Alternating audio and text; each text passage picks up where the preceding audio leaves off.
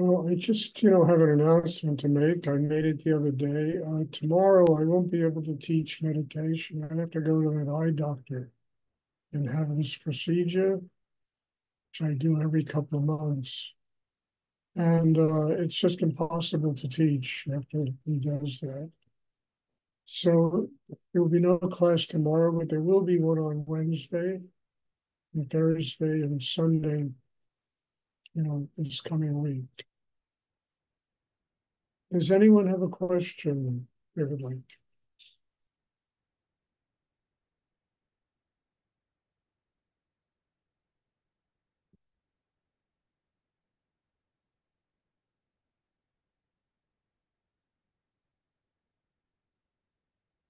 Somebody's got to have a question.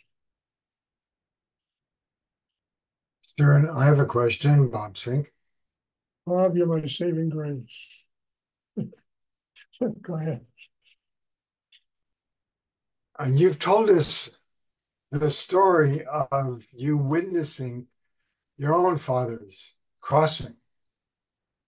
And I don't know, I mean, it's going to be different for each of us. And I don't know if there even is a way to prepare for our own crossing, and or if that is something that we really don't need to concern with ourselves now. But that question is up. We're all going to cross at some point. Yes. So how did that experience with your father inform you how you are preparing? Well, look, I start my book with that experience. I have a thing called About the Author, and it starts with that experience. That experience completely transformed my life. My father was 49 years old when he passed over, and he passed. And and the last week of his life, he was lying in bed, 106-degree fever, in like a coma. And he didn't know myself, my mother, my sister. And he was just shaking for an entire week. And I walked into his hospital room, you know, and he was lying in bed at that point in a state of total serenity. I had never seen the likes of it from him or anybody else in my life. I was able to look in his eyes and see literally 100 million miles. The whole room was full of light. And I asked him if he knew me, and he said yes. And then about maybe 15 minutes later, his nurse walked into the room. And whoever she is, God bless her, what she told me completely changed my life. She said to me, to her experience, just before people die, just before they pass on, they go into a state of total serenity. Total serenity. And my father was 49 years old when he died. He was not an old man. And I never saw him in a state of total serenity in 49 years. It was something extraordinary. It affected me so deeply that I really seriously began to think about how I can find someone who can teach me how to get that level of peace inside myself before, 15 minutes before I die. And, look, I'll tell you, the 9 years it took to find Rudy was pretty intense, difficult, very difficult years for me. I mean, I was like a vagabond bouncing around the world looking for a teacher, somebody who could teach me, how to attain what I saw my father attain just before he died. And, when I met Rudy, I mean, the very nature of the exercise, when he taught me that double breathing exercise, and then I walked across Manhattan with him and was talking about a lot of things, I knew I found somebody who not only could be a teacher, but can show me how I can build within inside myself a system that was strong enough to develop a connection with God, with spirit, to attain that inner peace that I saw in my father. And I made a commitment that I was going to learn how to do that. And I knew that meeting him would teach me how to do that. And now it's been 50 years later, more, in preparation. And, certainly I'm probably about 8 billion% calmer than I was when I was 25 years old, you know, uh, more open inside, more connected to spirit. There's more radiance that flows through me. That's how you prepare, Bob. But between the day I met Rudy and today, I mean, it was like riding a white water wave, on a raft, learning how to navigate life, the karma of life, and how to sustain balance, quiet, a quiet mind, an open heart, gratitude, compassion, my own self-worth as a human being and what I truly want out of life. So I had to go through billions of experiences that tested that commitment I made the day I met Rudy. And it certainly hasn't failed me, I don't think. Look, I'm not perfect. But at the same time, I can live with myself. I can laugh. I have a great time every day, laughing and having fun. And just ask Jennifer. She spent half the day laughing, you know? I mean, it's incredible how life changes. How life, through the development of a truly deep inner life, the first thing, well, not the first thing, but one of the great things that happens, your heart opens. You're not afraid to love yourself and to love other people. You're not afraid to serve a higher force energy in the universe. You're not afraid to commit yourself to going deeper and deeper inside. That's how you prepare. Now, most people, they don't even, it takes, well, I shouldn't, look, I'm most people also. This isn't the first lifetime. And it takes who knows how many lifetimes to arrive at a place where you can do that, where you're living with that profound inner peace that is connected to God, to higher energy in the universe. And you can live your life. You don't have to hide out in an ashram or a monastery or, you live. Everything in life becomes sacred. Everything in life becomes a treasure. Time itself becomes a treasure.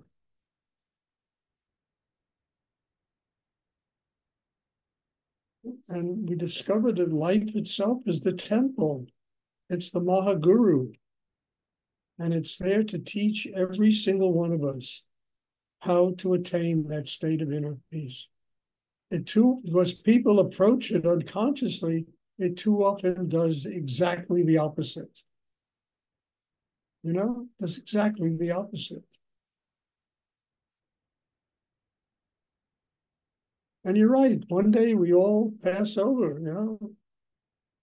there's no, you know, one argument, that nobody can win against. We all pass over one day. And it depends upon how evolved we are and how we've grown and what kind of consciousness we've developed in ourselves in our lifetime, how we pass over.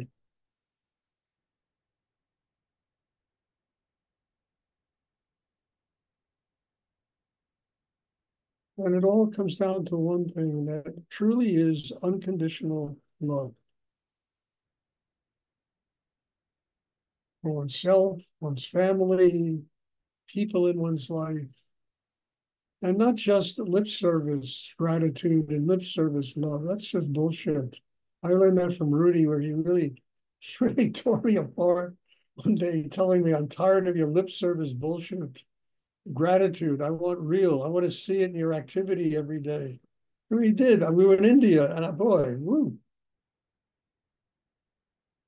taught me something very important.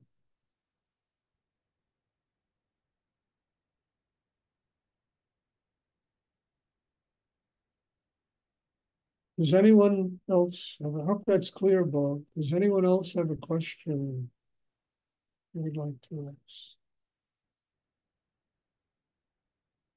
I remember sick and tired of your lip service gratitude. It's so bullshit. It doesn't mean any. I mean, my God, we're in the sacred land of India. And I'm hearing this from my teacher. But he was right.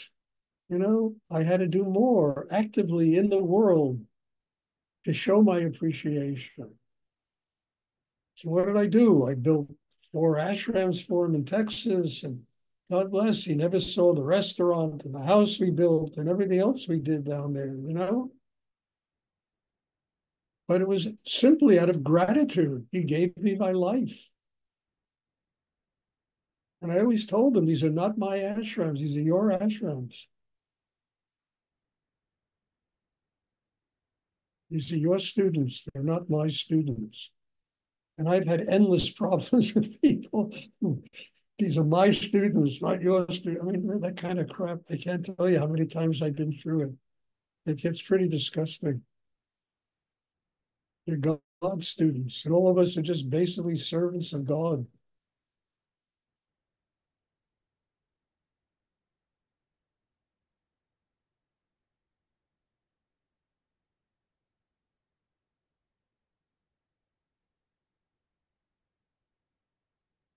Does anyone else have a question? Thank you, Stuart. You're welcome, Bob. And, you know, just to finish, you have to be grateful for whatever's happened to you in your life. Not to feel guilty, not to feel remorse or sadness or lament or every single thing that's happened to each and every one of us is literally a step on a ladder to where we are today. Why each and every person that is sitting in this class is sitting in this class.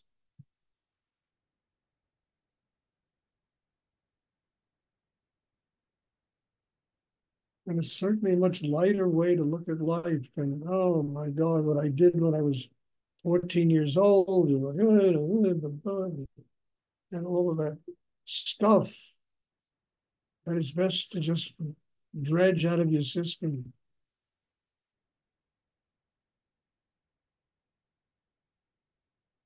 Does anyone have a question?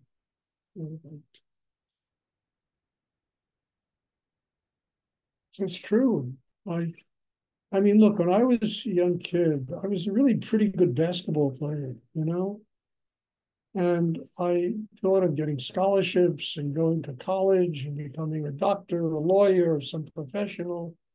And I honestly, as I sit here and breathe, what that nurse told me completely changed my life. Completely changed my life. If I saw her on the street, I wouldn't know her. But she, God bless her, she changed my life.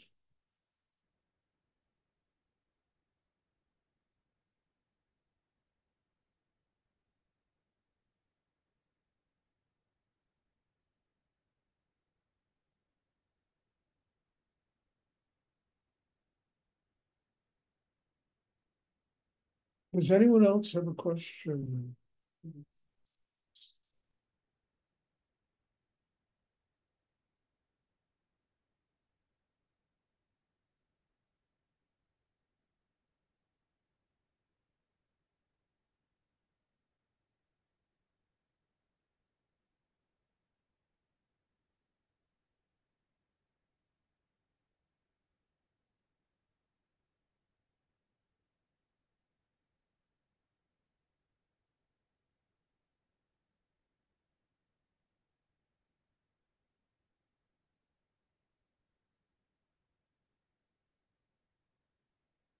Hey, if there are no questions, no more questions, there will be meditation on Wednesday, not tomorrow. I have to get this eye procedure.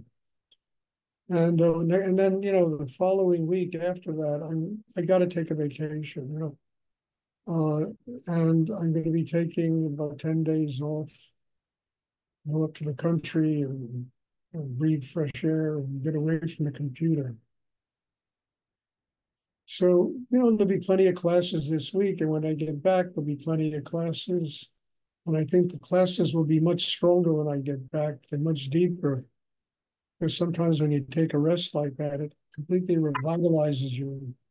You come back with much more energy and teachings go deeper. Okay, if there are no more questions, God bless you all and thank you. And I'm looking forward to seeing everybody on Wednesday. Thank you, Stuart. Good night. Thank you, Stuart. Bye. Stuart. Thank you.